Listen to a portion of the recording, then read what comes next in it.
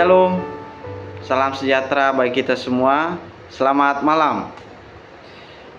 Bersyukur kepada Tuhan yang oleh kasih dan kemurahan-Nya melayakkan kita melewati hari-hari kehidupan kita.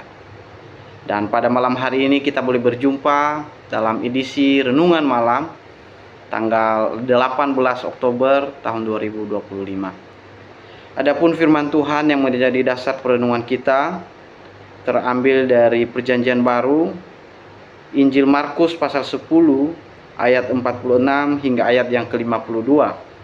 Namun saya akan membacakan 2 ayat saja bagi kita malam hari ini, yaitu ayat 51 dan ayat 52. Dengan perikop Yesus menyembuhkan Bartimeus. Demikianlah firman Tuhan. Tanya Yesus kepadanya, "Apa yang kau kehendaki supaya aku perbuat bagimu?"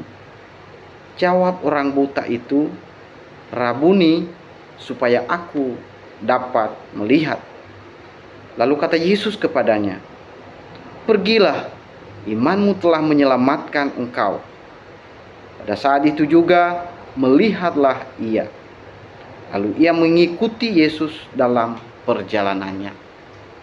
Bapak, Ibu, saudara-saudari yang dikasihi oleh Tuhan kita Yesus Kristus, perenungan kita pada malam hari ini menceritakan tentang seorang tokoh yang bernama Bartimeus. Bartimeus adalah sosok yang patut kita teladani dalam kehidupan ini. Sekalipun ia seorang yang buta, yang tidak berdaya secara fisik, namun di tengah-tengah ia mengalami keterbatasan fisik itu, ia bukan seorang yang mudah berputus asa. Ia bukan seorang yang mudah untuk mengundurkan diri ketika ia mengalami penolakan. Sekalipun ia buta dengan mata jasmani, namun ia memiliki mata rohani yang bisa melihat kebesaran kuasa Tuhan. Pengharapannya tertuju kepada Yesus ketika ia mengetahui dan mendengar dari orang banyak tentang Yesus yang datang ke kotanya. Ungkapan pertama Bartimeus adalah merupakan pengakuan iman ketika ia berkata, "Yesus anak Daud, kasihanilah aku." Saat itu banyak orang menegurnya, tetapi Bartimeus tetap pada pendiriannya untuk terus berseru dan memanggil nama Yesus walau ia ditegur. Bartimeus adalah sosok yang patut kita teladani. Di tengah-tengah keterbatasan fisik yang ada padanya, namun ia memiliki iman yang sungguh besar. Tidak mudah bagi Bartimeus untuk mewujudkan harapannya bertemu dengan Yesus. Bukan saja karena keterbatasan fisik, tetapi penilaian orang terhadapnya, karena ia hanyalah seorang yang buta dan hanya seorang pengemis. Tidak ada sesuatu yang dapat diandalkan dari seorang yang buta. Apa yang bisa kita harapkan dari seorang yang tidak berdaya seperti Bartimeus? Karena itu, untuk melibatkan dia di dalam persekutuan menjadi beban bagi orang yang memiliki tubuh yang normal. Ia hanya menjadi sebuah kesusahan bagi orang lain. Ia hanya menghambat kelancaran pelayanan. Itulah penilaian orang terhadap dia. Tetapi bagi Bartimeus justru mata imannya begitu terang, melihat kuasa Tuhan yang ada di depannya. Karena itu ia berteriak mengungkapkan pengakuan imannya, "Yesus anak Daud, kasihanilah aku." Di balik pengakuannya itu, ia berharap janji Tuhan bisa digenapi, bahwa orang buta dapat melihat, orang lumpuh dapat berjalan, orang tuli dapat mendengar, orang yang hidup dalam tekanan akan mengalami kelepasan.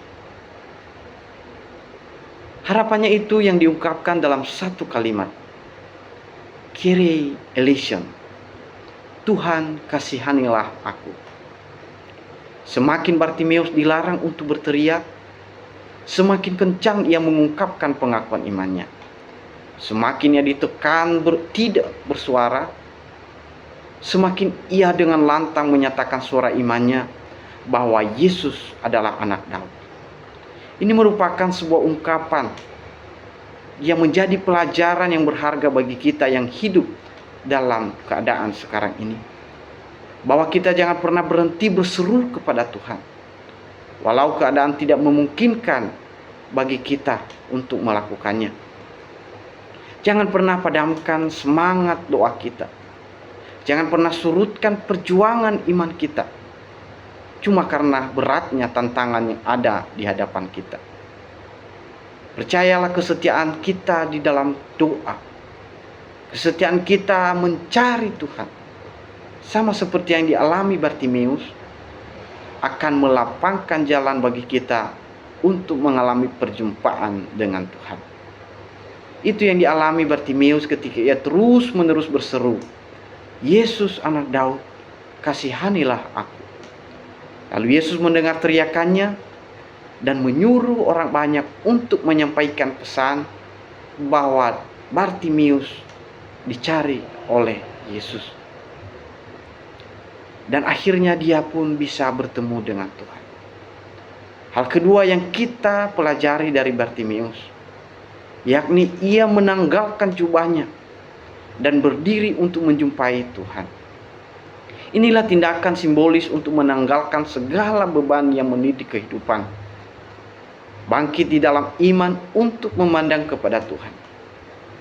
Persoalan akan semakin berat jika kita terus terkungkung di dalamnya tanpa memandang kepada Tuhan. Inilah yang dilakukan oleh Bartimeus, sehingga ia menanggalkan jubahnya dan bersegera menjumpai Yesus. Dan Yesus pun menawarkan, "Apa yang engkau minta? Apa yang kau kehendaki supaya aku perbuat padamu?" Bartimeus menyampaikan apa yang paling prinsip yang ia butuhkan, yaitu, "Tuhan, kasihanilah aku. Tuhan, aku ingin melihat." Mungkin saat ini kita sedang dalam pergumulan besar, persoalan yang begitu besar terus menghimpit kehidupan kita. Bisa jadi kita sedang dalam kelemahan tubuh, mengalami sakit penyakit yang tak kunjung sembuh. Bahkan banyak upaya-upaya yang sudah kita lakukan, tetapi kesembuhan tak kunjung juga kita dapatkan. Bapak, Ibu, saudara-saudara yang dikasihi oleh Tuhan kita Yesus Kristus, mari kita pandang semangat yang dipertontonkan oleh Bartimeus. Ia bangkit dari keadaan keterpurukan.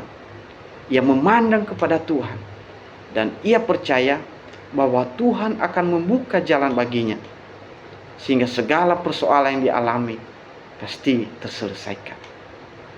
Bapak, Ibu, saudara-saudara yang dikasihi oleh Tuhan kita Yesus Kristus, apapun kondisi dan keadaan yang kita hadapi saat ini, entah itu sakit penyakit, masalah demi masalah yang tidak pernah terselesaikan, ada Tuhan yang terus menunggu kita.